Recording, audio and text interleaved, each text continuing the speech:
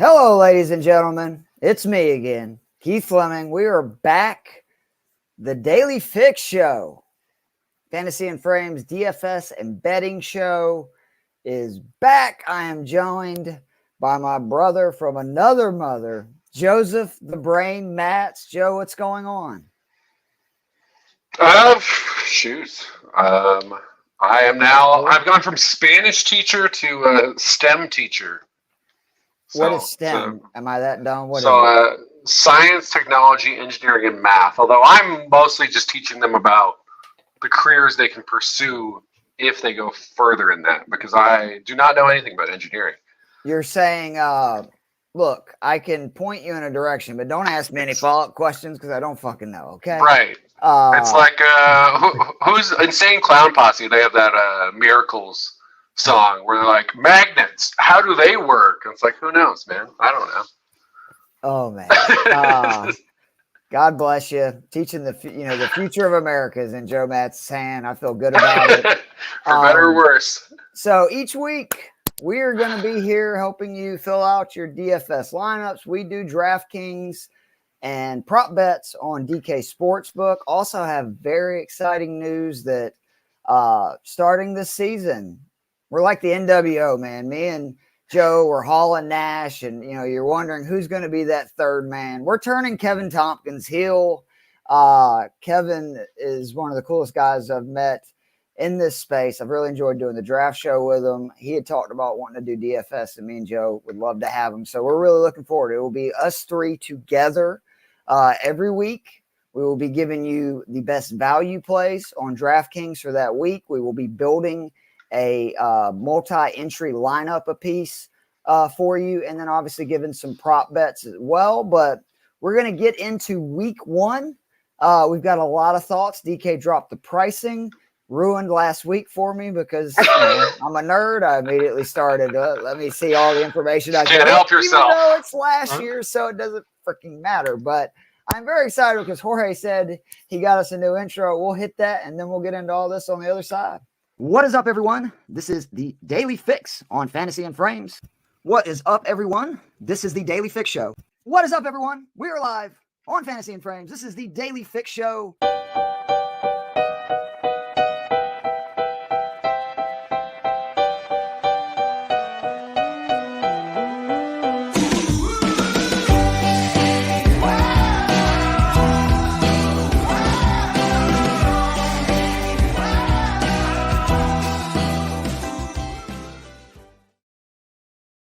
How about that, Joe Matz? Year 3. Love it. Of the Daily Fix on Fantasy and Frames. We love being a part of this amazing group of fantasy football creators. Me and Joe and now Kevin are kind of on our own little corner when it comes to DFS, but we've had a lot of fun over the last 2 years, had a good bit of success, especially late last year, and hopefully we'll do the same. Before we get into week one, just a quick spill for what we do. We typically have done cash games only, and we still will obviously be doing a lot of cash game stuff. I think that's the easiest way to make money on a consistent basis. Yes, I'm talking single entries, 50-50s, but everybody wants to try to get rich quick. That's the American way, the American dream. You don't want to work for it. You just want to get it. So with Kevin coming on, we're going to really start trying to build some big money lineups. So we're going to be taking swings on those. Trust me. Like that, they're probably going to be boom or bust, but that's what you need to do in those. You got to differentiate. You got to take shots because otherwise there's no way you're going to beat the minefield of people. But the other thing I was going to say, Joe, seeing those different intros, I think we're aging like a fine wine. I mean, I'm biased, right. But I think we're definitely aging as well as possible. But again, I do, in all seriousness, appreciate DraftKings dropping this so early because it allows us to, kind of get an idea of where we're going week one. Mm-hmm. And just to remind people, we always say the first 4 weeks are, in our opinion, the hardest weeks to cash. Again, if you're doing cash games or you're doing single ins or double ups like me and Joe do, where you just want to win consistently, it's not necessarily huge increments. It's just like making normal wagers. You need data. And it's hard to have any of that early in the season. You can look at last year's, but in reality, it's going to definitely be a crapshoot the first couple of weeks. I feel like it takes 3 to 4 weeks to truly get a sense of what defenses are really bad versus the run, what teams are throwing it a lot, et cetera, et cetera, et cetera. But we're going to still try to go through week one and see the things that stand out. If you're cool with it, Joe, I was just going to go by positions. Yeah, that sounds good. And that, just to, add a little to that. Absolutely. I think 100% you're right that obviously, especially for us as data nerds who just want to dig into things and find the patterns and, who goes off against man, who goes off against zone, all these different things. The fact is, all the people who are setting lines, or DraftKings who's setting prices, they also are doing more guesswork right now because they have less data. They have obviously more than we do always, but it's still a bit of guesswork because you have new coordinators, you have new players. If you're able to be right about something, this is the time that I actually think it's easiest to hit it big because everyone is on a more chaotic playing field right now. So, yeah, I think you're 100% right. It's harder to just win, again, our cash games that we're usually trying to hit. Just make sure you're making a profit. I think that's 100% harder. But I do think there's a lot of opportunity as well. Completely agree. And it's also why there's no better time that you want to get wild, you want to get crazy, you want to do something where people are looking at you like, really? This is the week, because anything can happen. I mean, it truly can. I believe it was Marcus Mariota 2 years ago scored 35 points week one. And I lost my mind because I was mad he was our QB and I was worried we were going to sign him to a contract, and, people were hyping him up, and it just weird stuff happens right off the bat in this stuff. But all right, so for the QBs, and again, for cash games, the way I've really tried to build my lineups in the last year and a half, getting to work with Chris Robin and Dave Eddy, people that are really smart. I feel like I've evolved in building these cash game lineups. And obviously the first thing is your anchors, which for me, that's expensive guys. I don't care what their ownership is. I don't care their price. I want guys that I know are going to ball. They're going to do 3 to 4 times probably their point total. And right now, unless something drastic changes, Josh Allen at 8K, I will build my lineup with him for sure.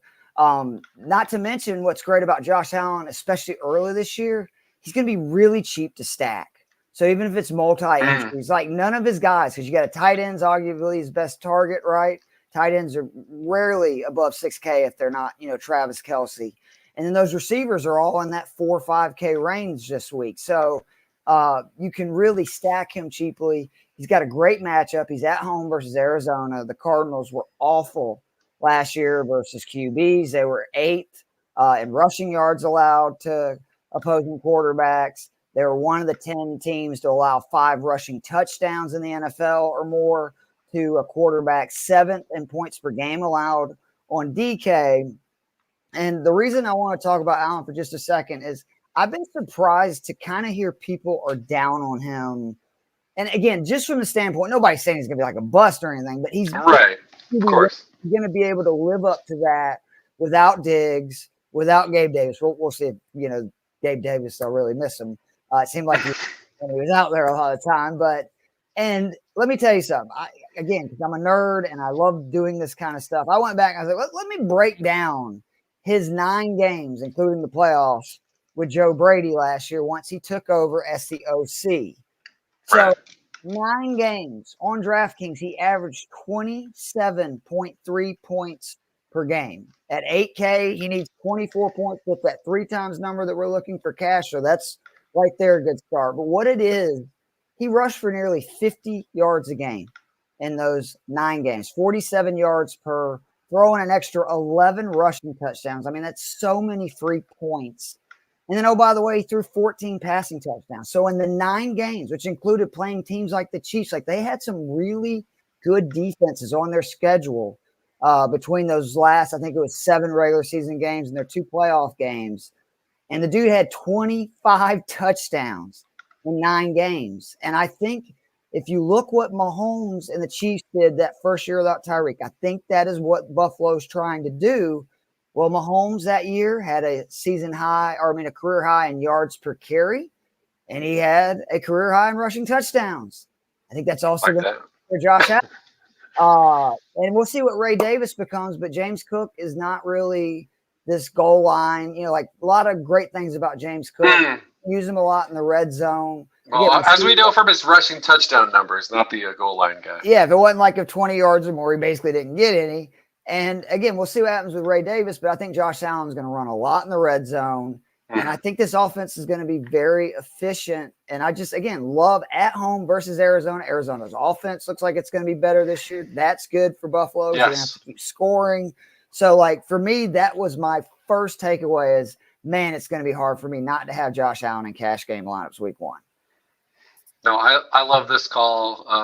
My start of the, season, I'm prepping to, know the teams, and then I build off of that to figure out the fantasy.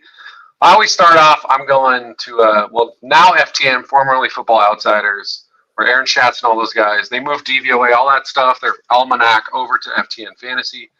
So that's where I'm going, and then I'm going to PFF. Those are the two I'm always hitting at the start, get a baseline for each team. Great stuff from PFF for this pick where, they rank every single position group for each team. They've got the offensive line rankings, 1 to 32, D-line, etc. They have the Cardinals 32nd in the secondary, 32nd linebacker unit, 32nd defensive line. Have they seen the Falcons? They're just saying. The last one, I'm wondering, have they seen the Falcons? D-line, they got you guys 28th. So okay. Near the bottom. That's ballpark, yeah. But yeah, say what you will about having a defensive head coach in year 2, which, helps. Guys are more aware of what the playbook is. There's just not a defense with a lot of talent on it. And so, yeah, you're giving me Josh Allen versus that. That's always a great move. And, yeah, I think, you lose Diggs. That's a headline move. But, again, Kincaid, the comps he was getting was I don't want to say it, but he reminds me of Travis Kelce. I heard that 5 times leading up to that draft. They don't want to say it, but they said it anyway. Right, and you're Patrick Mahomes, you're a Tyreek Hill. It's what's going to happen? It's he's still Patrick Mahomes, and he still has Travis Kelce. And you and I are big Khalil Shakir guys. I think he is a very good slot player. I wish I was higher on Keon Coleman because he's so much fun as an interview. But I'm curious to see how he does as an X receiver because it seems like that's what they're going to try to do, put him on the outside. But if he works out there, then it's almost what were we concerned about at a certain point? Because then just Josh Allen, I almost feel like he's become underrated somehow. Especially in fantasy, I think he is. He's basically been QB1 now for 4 years. Yeah, it's he's going to run. Like you said, he's going to score touchdowns and maybe even more touchdowns now.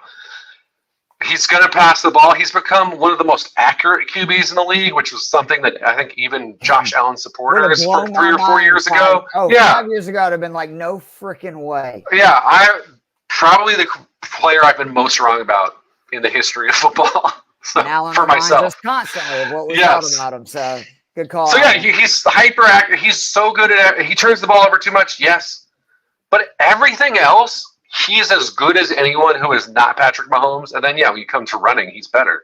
So, whether it's the Madden ratings, which have him as 92 overall, or people in fantasy who are thinking he's not going to be a top 2 or 3 quarterback, I don't know what you're looking at, but I am happy to take Josh Allen wherever I can get him. Especially, like you said, at this price point, normally we don't want to take that highest price guy. He's the highest by 500 on that Sunday slate, but where's the safer bet that you're going to get 25 points? I think he'll be in the 82 to 8,500 range most of the rest of the way.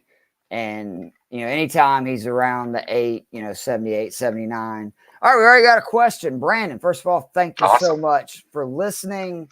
Let's do it from both sides. I'm not sure which way, if he's talking about for the season or just for week 1. Nico, Diggs, or Dell, I'll let you take overall this season, and I'll just do week 1.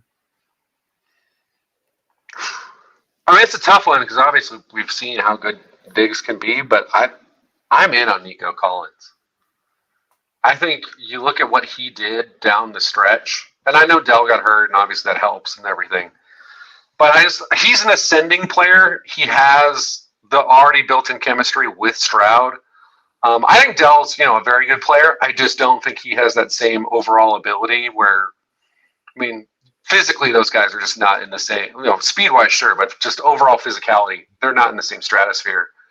And, I still think Diggs has plenty in the tank, but I think Collins is moving up, Diggs is moving down in the world. I'll bet on the guy who's moving up who already has a year playing with his awesome quarterback. So give me Nico. Yeah, I mean, I think I kind of agree. If you want to tell me that you would rather have Dell just because of where he's going compared to Collins, yeah, Diggs, sure. If it's a I'm value okay standpoint, with that. yeah. But if we're talking week 1, I think it is Dell because he's all the way down at 5,500. Diggs is 67. Collins is 7K. We know Dell has the ability to go off. He did it numerous times last year. And it's just, I'm always going to, in that situation, which by the way, the Texans, if you're talking about multi-entry lineups, the Texans versus Colts, there should definitely be, if you're doing numerous ones in some of those tournaments, basically where you have just a ton of guys from that game, because that could turn into an absolute shootout. What QB for you really stood out? Obviously, we know Allen. What was kind of the next guy that you were just like, well, that's interesting, whether it be for multi-entries or single?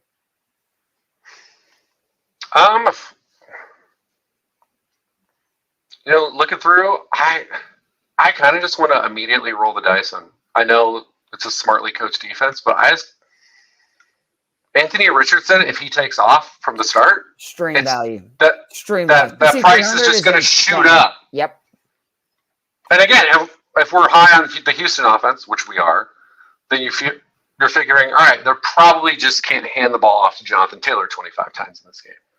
So if you're going to force him into passing, and also I'm such a believer in the Colts offense too.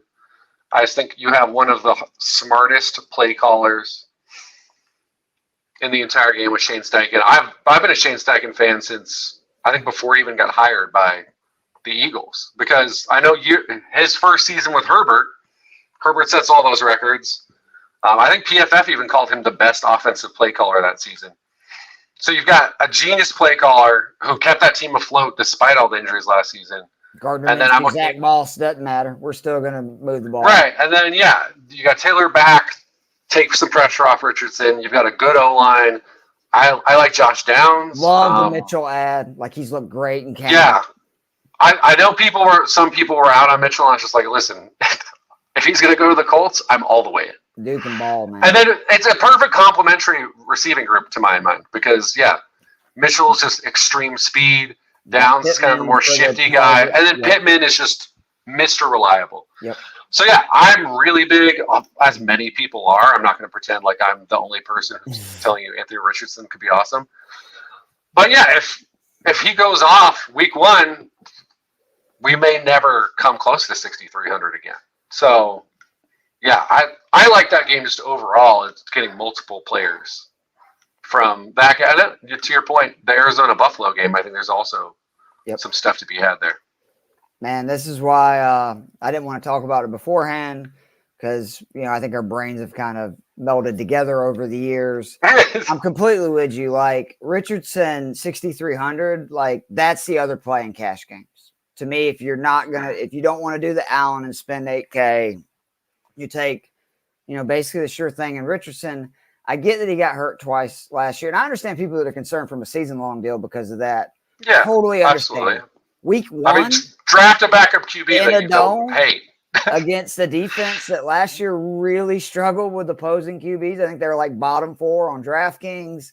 And in the 2 full games he played, he scored, I think it was 26 points per game. And the other game he played a half, and he scored 17.8 in that one half. So Richardson's got the ability. 2 other guys I just want to mention because they're playing each other. And for multi-entries, this is probably I'm going to build a bunch of lineups with these guys. The first is Jaden Daniels, 5,700. Everything we said about Richardson, you can say it about Jaden Daniels, the elite rushing ability. Richardson, he can throw it down the field.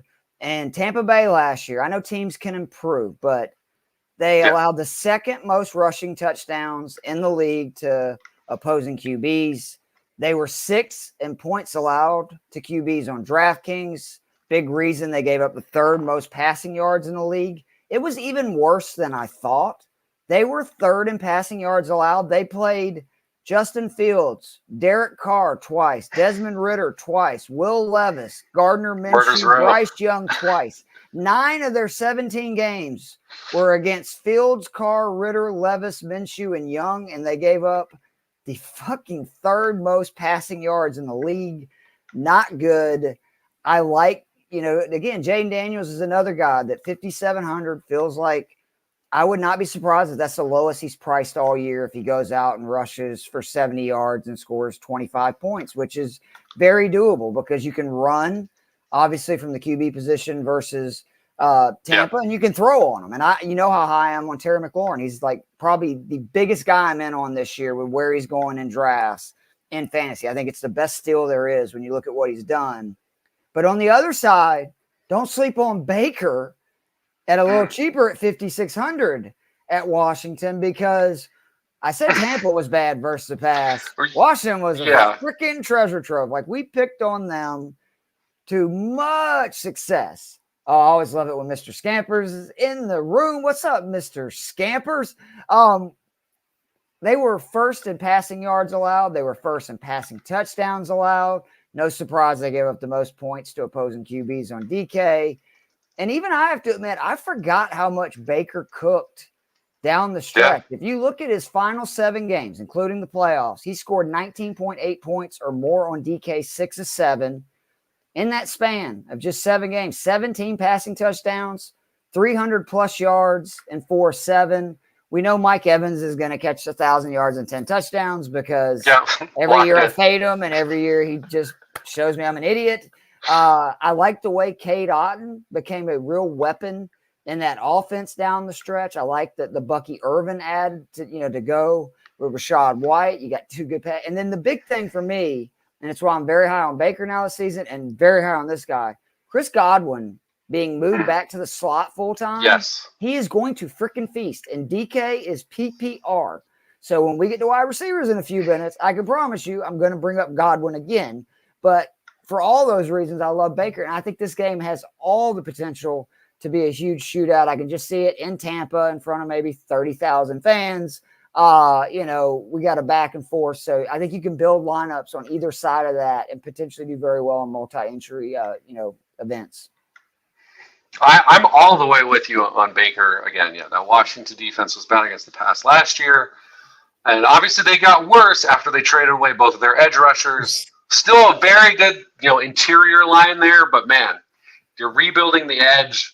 You got not an inspiring group of corners and safeties in Washington either.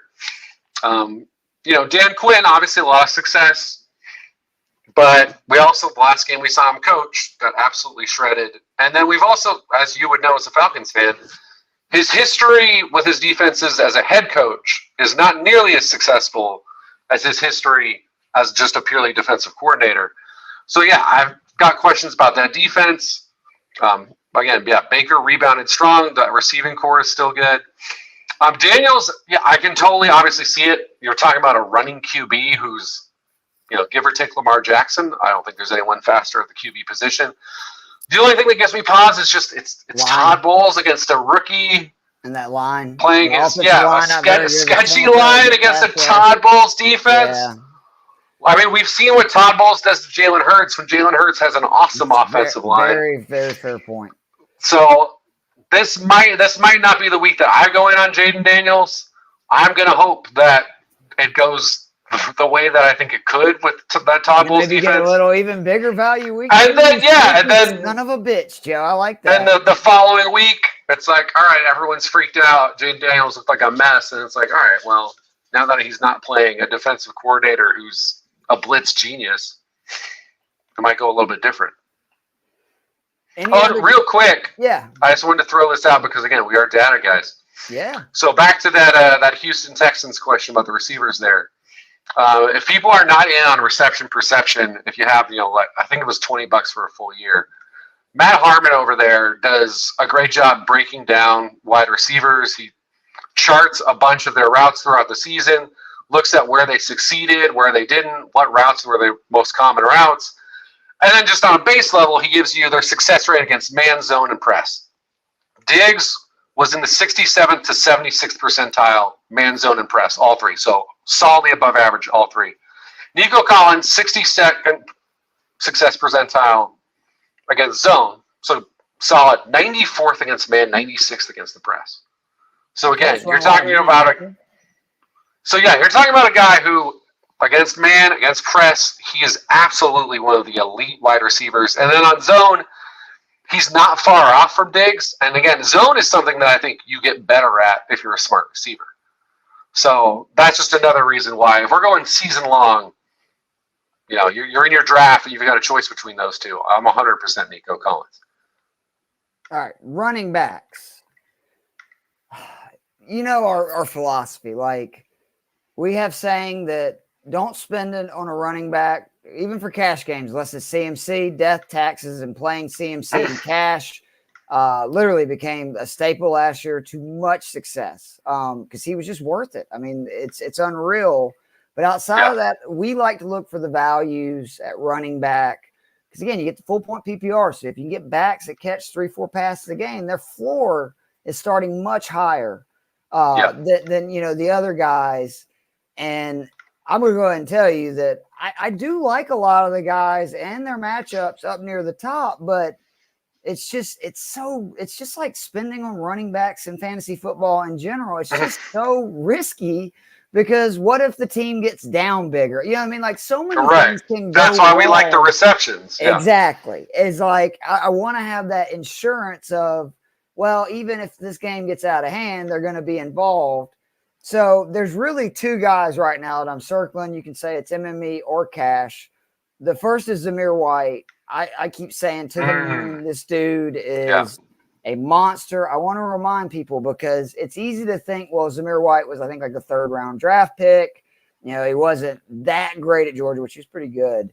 Zamir White was the number 1 running back in the country and number 3 player overall his senior season. He tore his ACL at the very end of his senior year of high school and then tore his ACL again his freshman year at UGA. He still averaged over 5 yards per carry at Georgia. That's tied with Herschel Walker. He's 14th in rushing yards. I think he's like 17th in rushing touchdowns. So he's an elite talent. Don't let it, you think that, oh, this is a guy that is a mid-round pick. Like, he was an elite guy. He just had some bad injury luck. He seems to be completely healthy. He's a monster. I love that Antonio Pierce, you could tell, is an old school coach. He's going to run the ball. I don't care if it's O'Connell. I don't care if it's Minshew. He basically started and was the main guy for 4 games in them. He averaged 21 carries per game, almost 400 rushing yards. So right at 100 yards per game, 4.72 yards per carry. And for me, this is the biggest one. Or actually, there's 2 things. One is in the 4 games, he faced 8 defenders in the box for 17 carries. He had 127 yards on those and a touchdown. And then the other big thing, the Raiders were 3-1 with him as the engine of their offense. When they were like, you know what, we're just going to pound Zamir, play defense, play action. They were 3-1. That included that upset win over the Chiefs. Their only loss was a 3-pointer to the Colts. Plus 58, plus or minus, those 4 games with Zamir White as the engine of that offense. And now he's playing a Chargers team who I know Harbaugh historically is a run defense guru, and I think he will improve them. But last year, I need to remind people, the Chargers it's a long way to go. was pretty rough because they gave up the 10th most points to opposing RBs on DK, and some physical backs had monster games versus them. So I love Zamir White. You got any guys kind of in that price range or even above that you're kind of hanging your hat on already? You have very much sold me on Zamir White just in general as like he's a guy I'm targeting. I think I drafted him in a bunch of leagues last year hoping that it would pay off then. But now Nate Markham is out on him, and Nate's a very smart guy, but he does have hatred in his heart for UGA because he just doesn't like seeing me happy, and that's okay. I mean, this is a guy that's a Chiefs fan. Like, come on. That's why we have That's why we have the NFL season, so that you can enjoy your reactions to the Falcons throughout this season. Thank you for having this, buddy. One of the ones that I'm actually looking at is going on the opposite side of that. That's the Gus Bus. So he is 5,400 or 5,300 against the Raiders. I'm just not a believer in this Raiders team, just in general across the board. God bless Antonio Pierce. He helped my Giants win a Super Bowl. He helped my rival Arizona State Sun Devils get a bunch of sanctions because he had so many recruiting violations.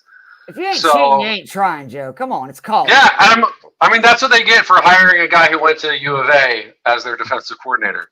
So listen, I love Antonio Pierce. He's now in a division with Harbaugh, Andy Reid, and Sean McVay. Hello. And then in this game, you got Justin Herbert on one side. You're going to have, I guess, probably Minshew on the other. Maybe. Remember Herbert? We'll see if he's ready for week 1. So, I guess if Herbert, that's an important point to monitor. If he's not in, then I'm less sure about them having a lead and then pounding the rock. But it's Jim Harbaugh. He's going to pound the rock.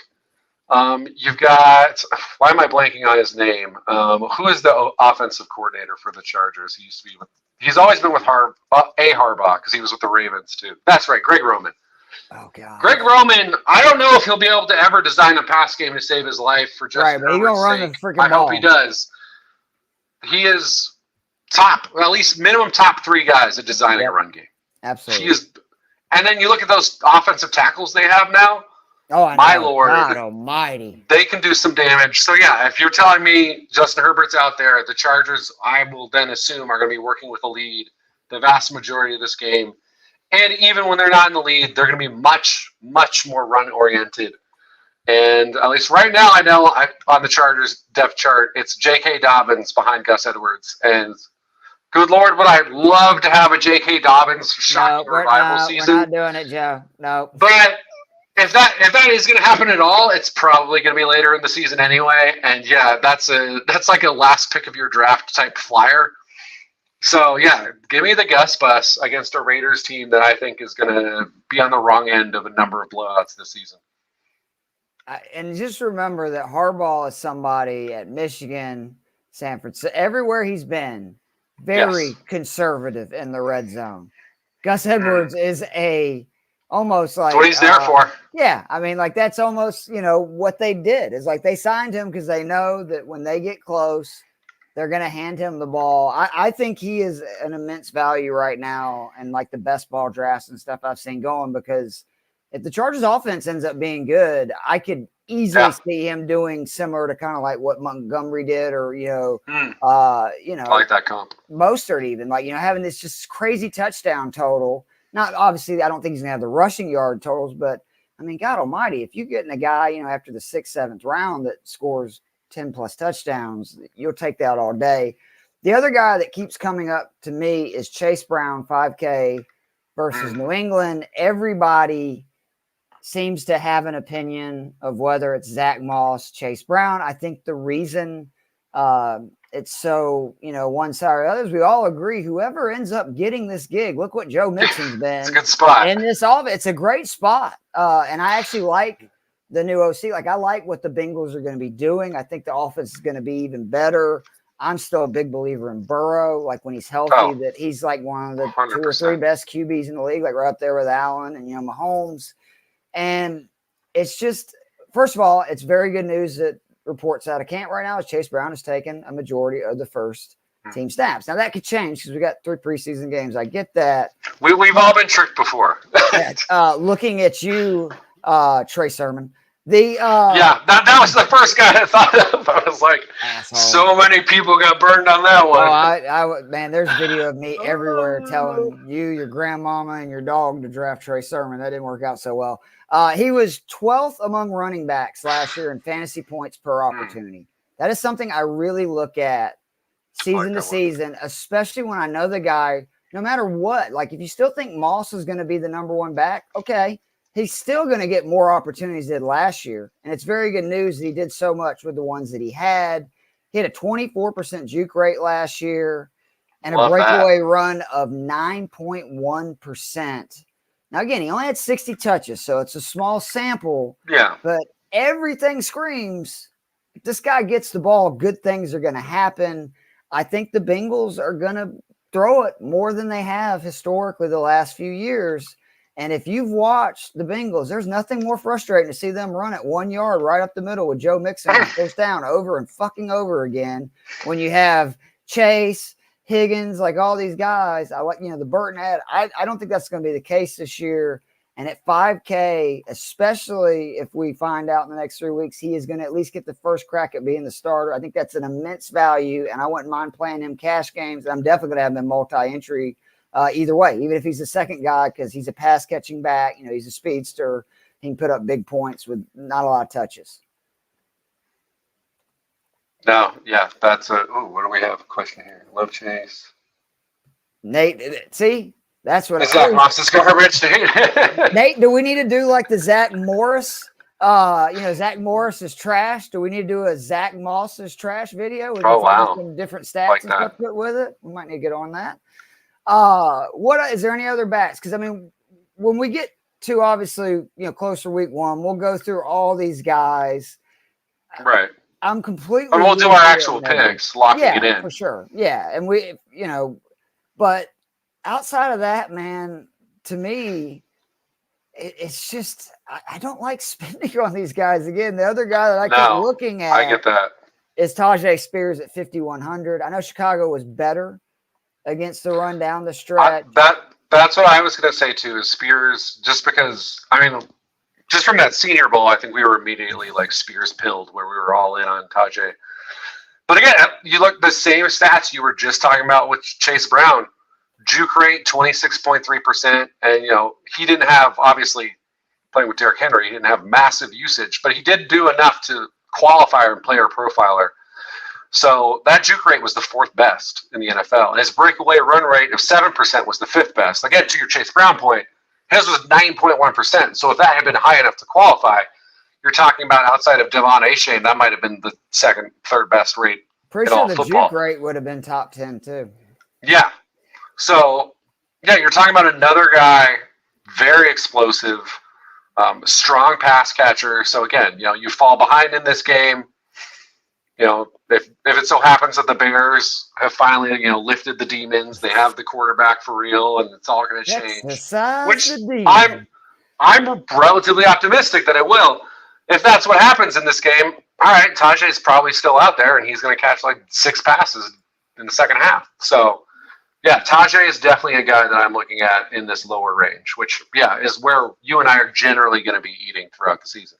Yeah. The running backs. Overall, you will learn quickly. And I don't want to speak for Kevin. We'll see what Kevin does. But Kevin's a 0 RB guy in fucking best ball draft. So I'm pretty sure he's not going to be spending a lot in DK lineups. Again, CMC is in another separate category because, when he goes on those runs, I really do feel it's just dumb not to play him, especially in cash. Like multi-entry is different.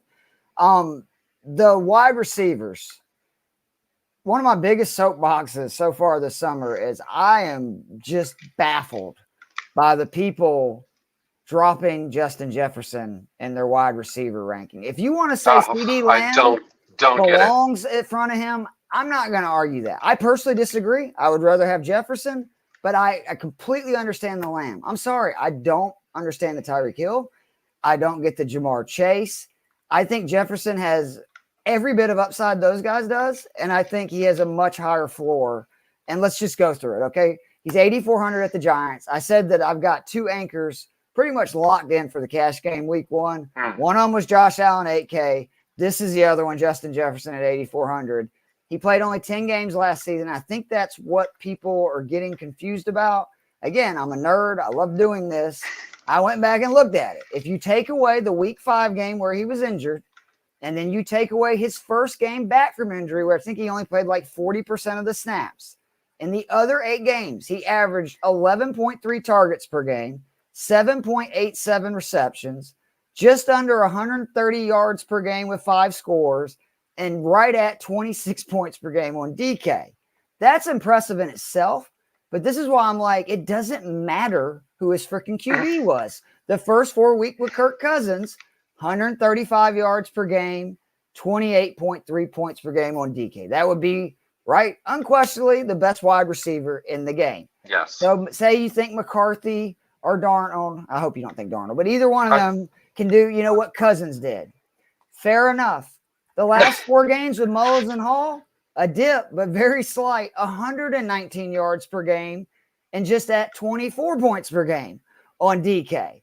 Still right there as one of the best wide receivers in football. And whatever you think about either one of those guys, they're better than Nick Mullins and Jared Hall. McCarthy has looked really good in camp, who I am coming around on, I'm not saying obviously that he's going to be like the best quarterback in this class. The class is loaded with QBs.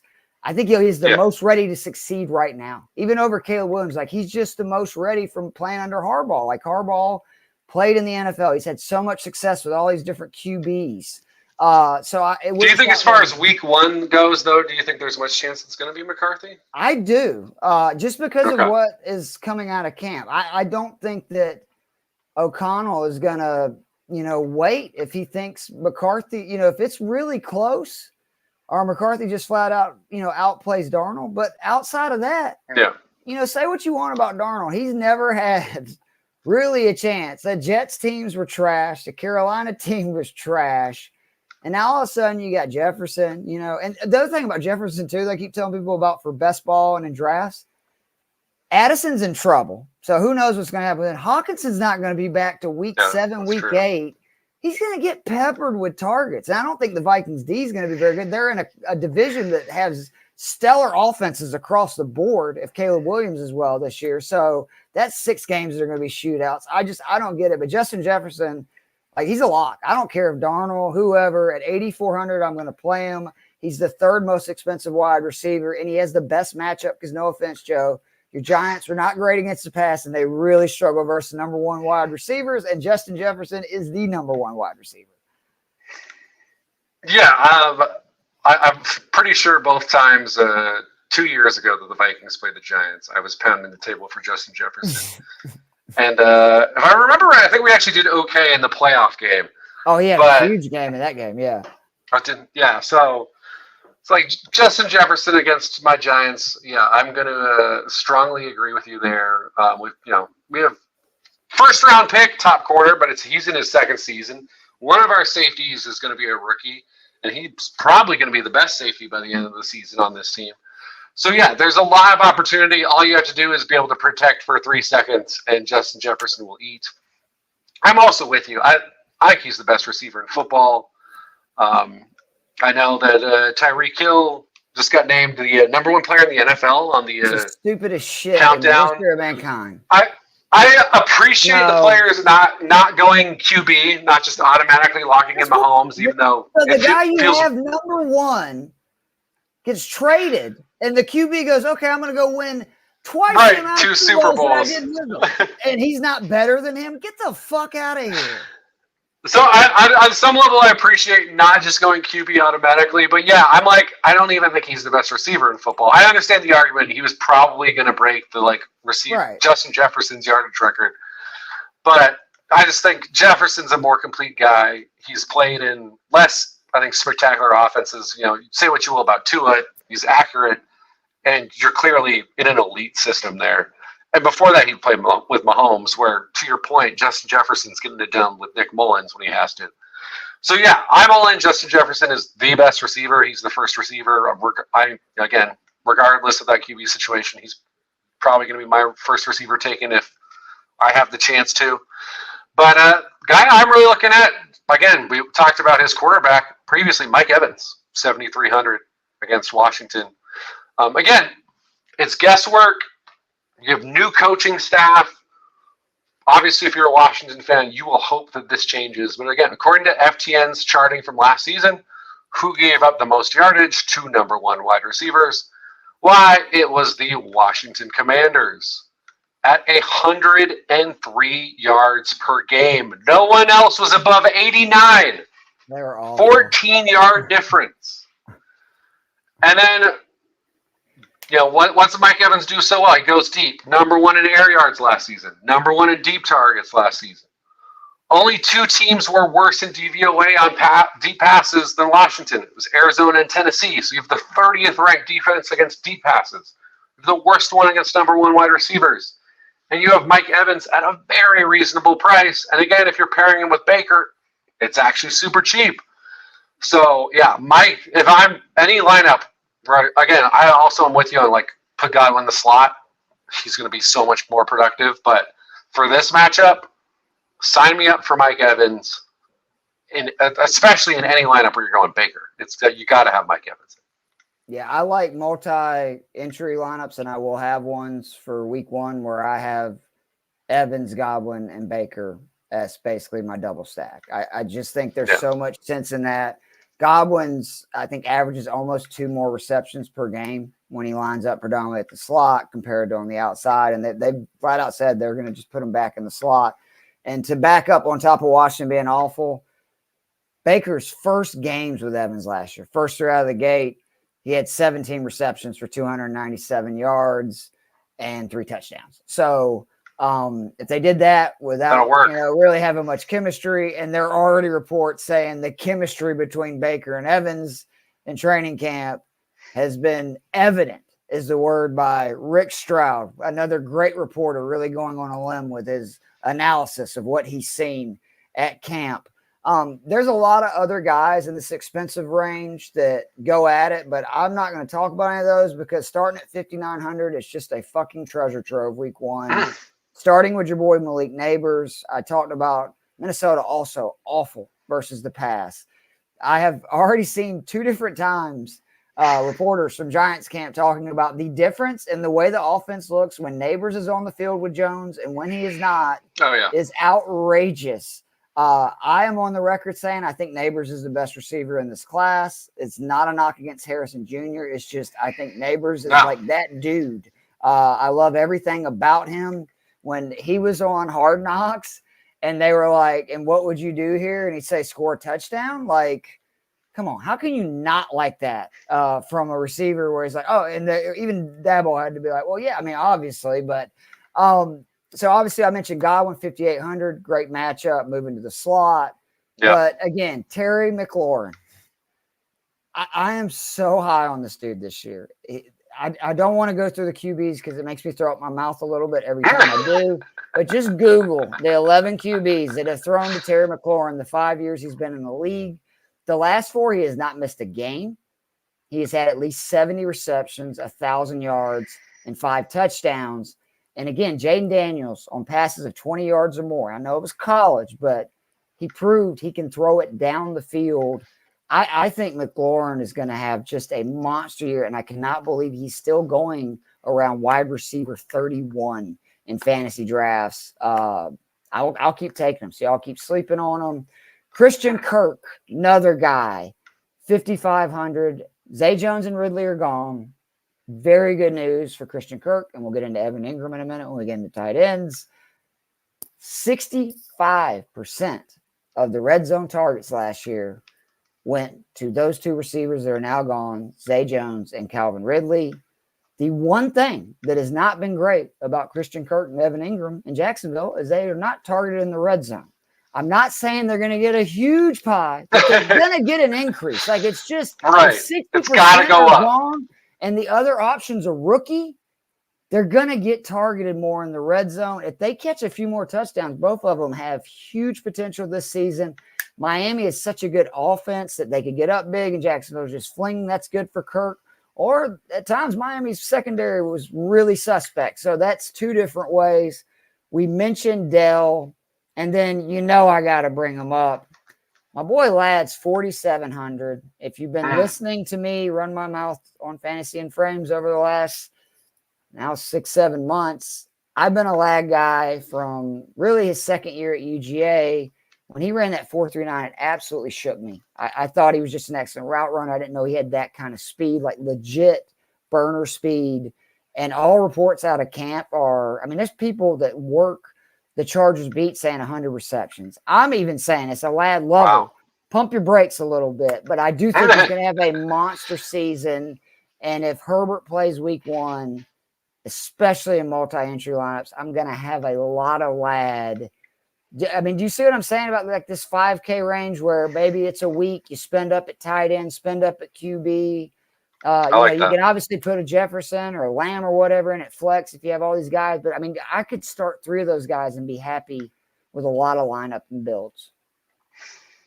Yeah, I think the Ladd one is a really interesting one. Now, the Raiders actually were pretty good against the pass last year, especially at wide receiver. They're not good against running backs, which again, the Gus bust. But yeah, again, it's Justin Herbert. I think he's going to be the number 1 receiver on a team where Justin Herbert throws the ball. Again, going back to reception, great in play action, right? So if they're able to run the ball, look out.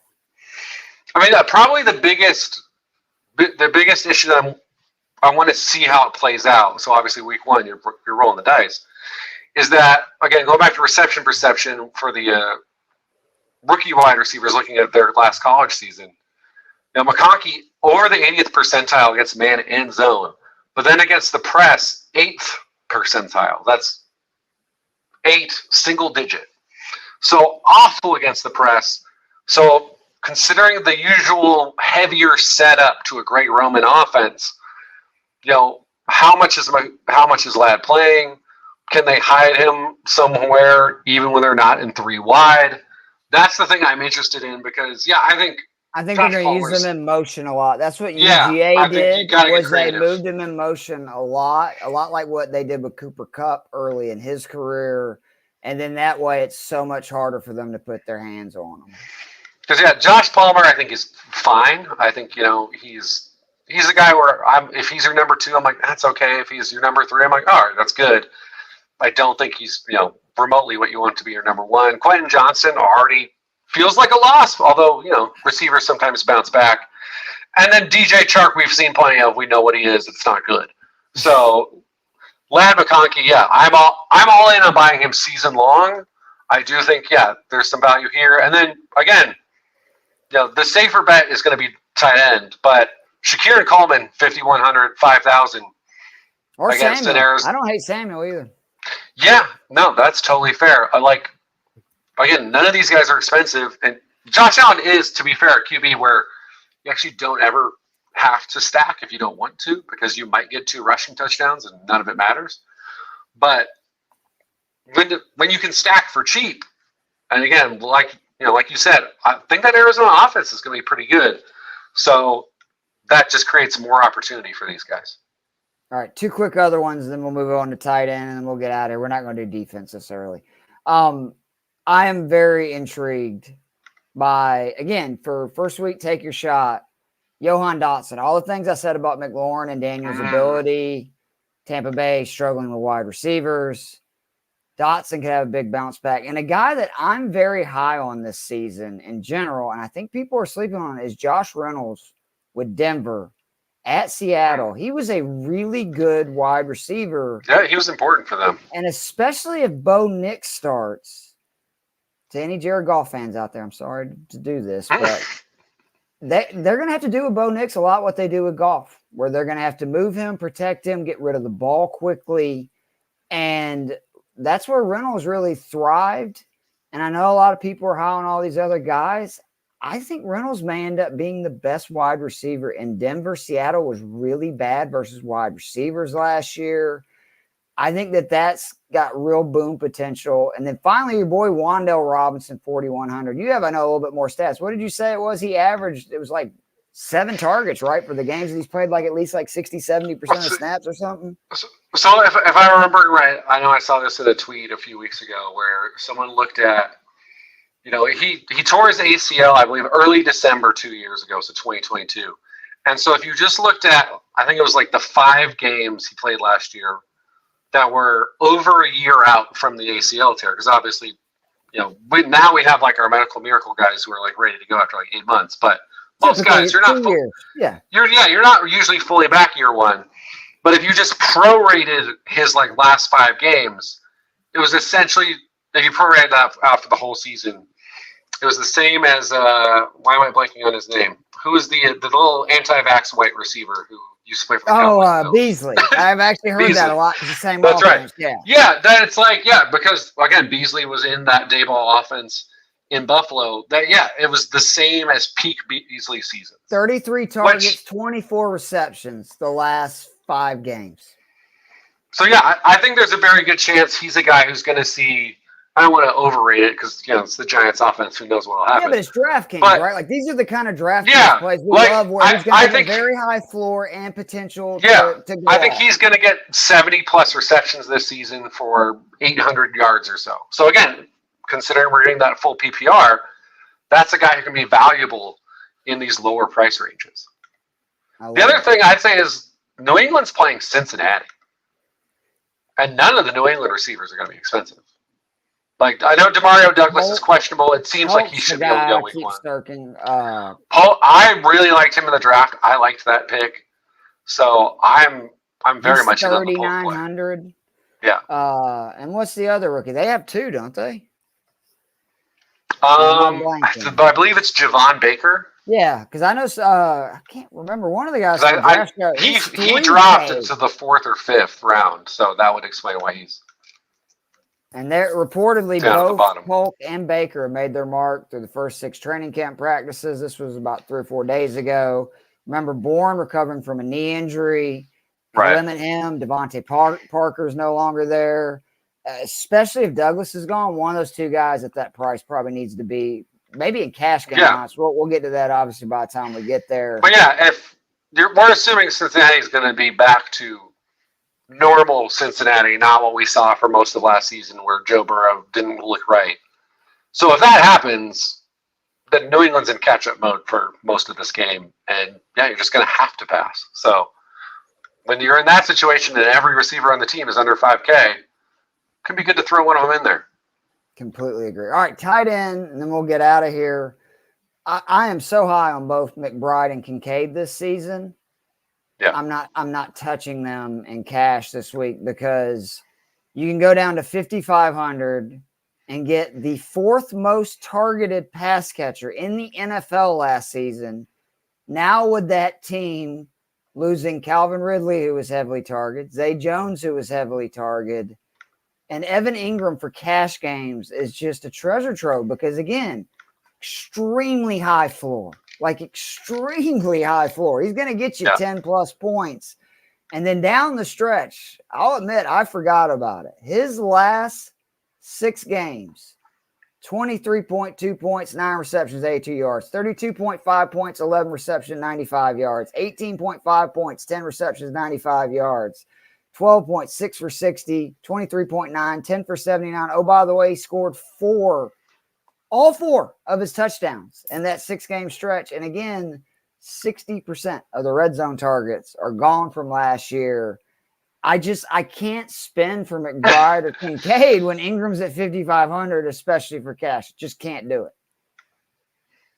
No, I think I'm always loath to just go all in on Evan Ingram because I feel like he might just tank a game because I pick him. Because of his history with the Giants. I was going to say, Joe's a Giants fan for you that don't know that. He's going to bat a ball. He's going to be about to catch the winning touchdown for both the team and for me in some, I'm going to win $500. And then he's just going to put the ball away from himself straight into a defender's arms. So, but yeah, no, I think the reasoning there, it all makes sense. Again, if you just do the very basic thing of looking at fantasy points per game on DraftKings last year, he's at 13.7. That's higher than everyone who's not Hawkinson, who's out on this list that you're just looking at on DK. And he's against the 25th defense from last year against tight end. So, yeah, I can't argue with any of that. And then I also, a little skeptical of this Jags D. Never seems to do better than above average at best. And they're up against Miami. So, you're going to have to score points. And then, guy I'm definitely looking at, Kyle Pitts, 4,600.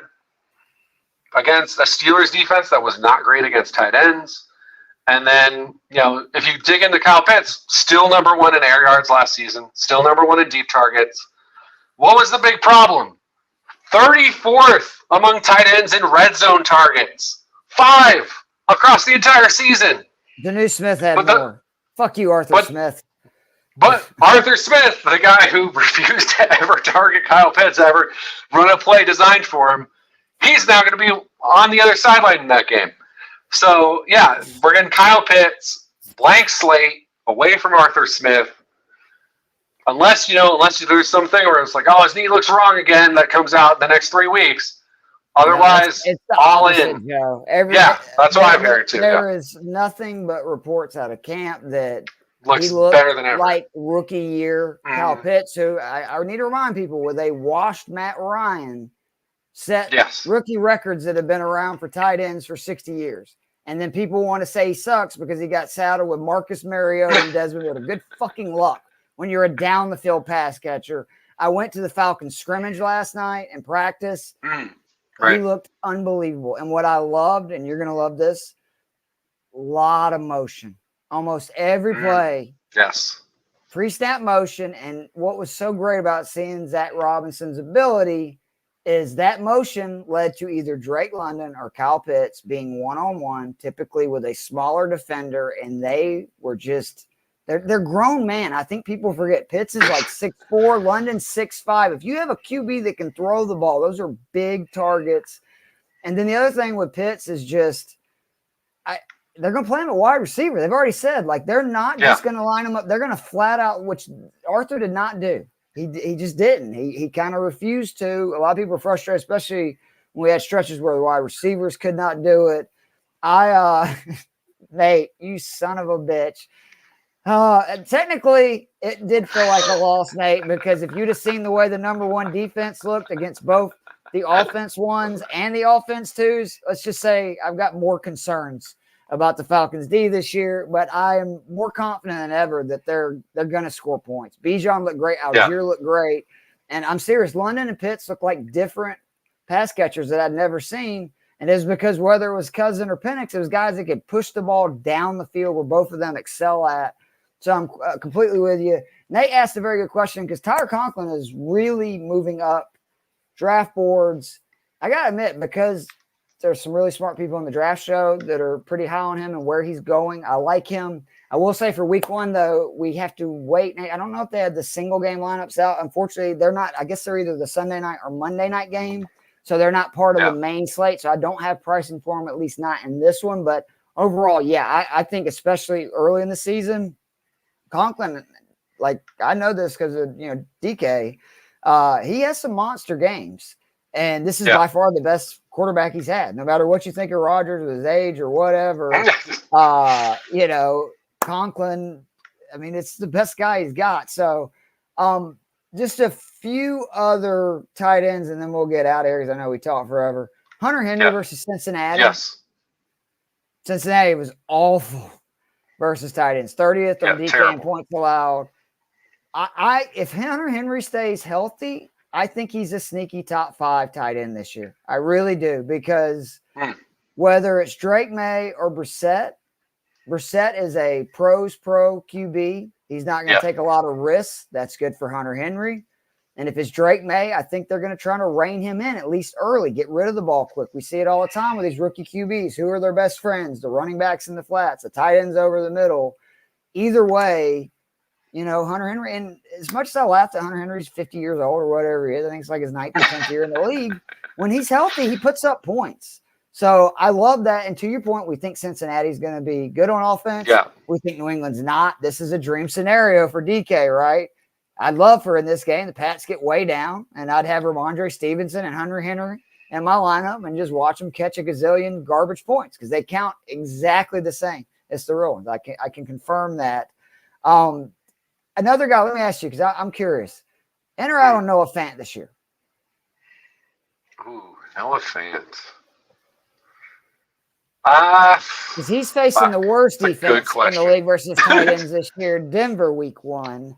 So obviously, I mean, you should consider him just for that fact alone. The reports with Geno. Who's the Seattle OC now? Because Waldron is in Chicago. Let's see, Ryan Grubb. Oh, that's right, because he was the OC for the Huskies. That's right. Okay, that's actually good because the Washington Huskies were one of the better offensive play calling. Jack, are you in? Jack said Fant in the new offense. Are you in on him, Jack?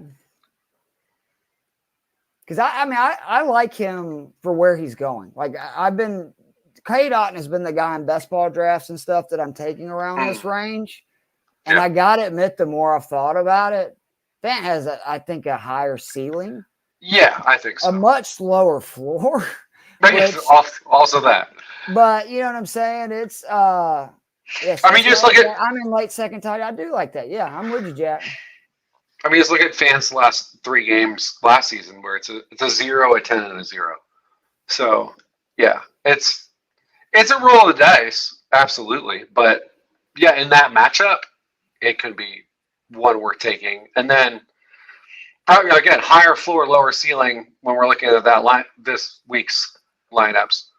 I mean, Zach Ertz, 3,600 against the second worst defense last year against tight ends, which was Tampa Bay. Which again, I'm assuming you're facing Todd Bowles. You're going to want to get that ball out quick.